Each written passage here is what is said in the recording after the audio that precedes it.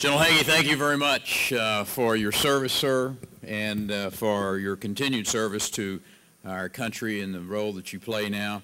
It's a remarkable repository of America's history, of which we stand in front of. You know, when he wrote the words, "Among the men who fought on Iwo Jima, uncommon valor was a common virtue," I suspect that Admiral Nimitz was thinking of fellow Texans like First Lieutenant Jack Loomis. See, Jack was born up in Ellis County. He was educated over at Baylor, and that was before he was posthumously awarded the Medal of Honor for his bravery on those black volcanic sands.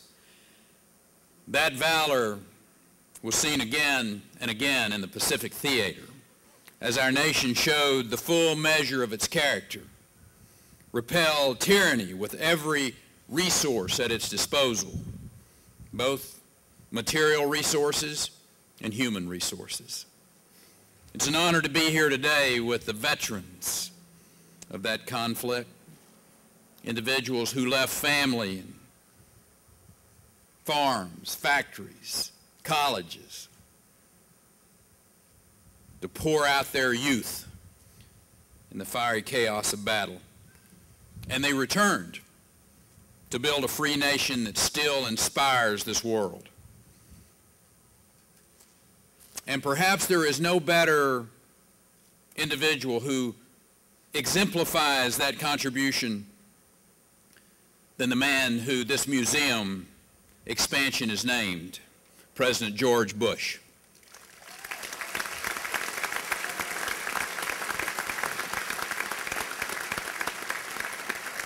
Sir, in the finest traditions of our nation, you devoted your adult life to the service of our country, from the cockpit of a TBM Avenger to the White House. You may not have been born in Texas, sir, but we are proud that you adopted our beloved state as your own.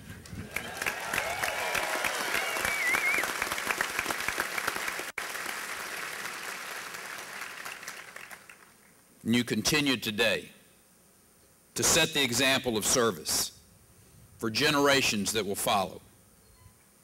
To you and your fellow veterans who are represented here today, I say thank you. Your collective example of selfless devotion inspires us yet today as we savor the freedoms that you won for us. Support our troops who again defend our way of life on two battlefronts.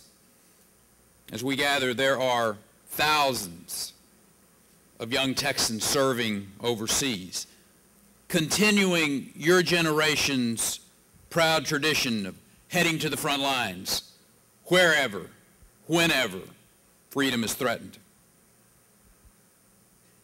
Joe Conway, I had the privilege of visiting our troops in Iraq and Afghanistan just this last year in January and again in June.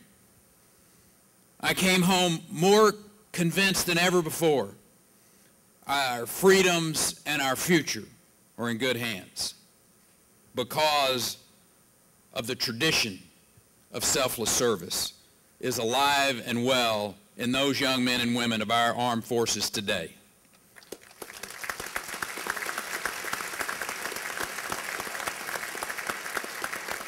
It is my hope and prayer that every Texan, no, make that every American, will have the opportunity to visit this museum, revel in the tales of bravery and honor, sacrifice, as we honor the memory of the unprecedented undertaking known as the War in the Pacific.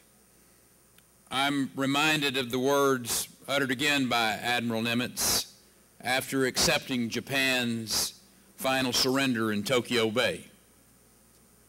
He said, "They fought together as brothers in arms. They died together, and now they sleep side by side." To them, we have a solemn obligation, the obligation to ensure that their sacrifice will help make this a better and safer world in which to live. Thanks to our veterans, our world is better and safer. Thanks to this museum, we will never forget them or the lessons that they have taught us with their lives. God bless you, and through you, may God continue to bless the great state of Texas.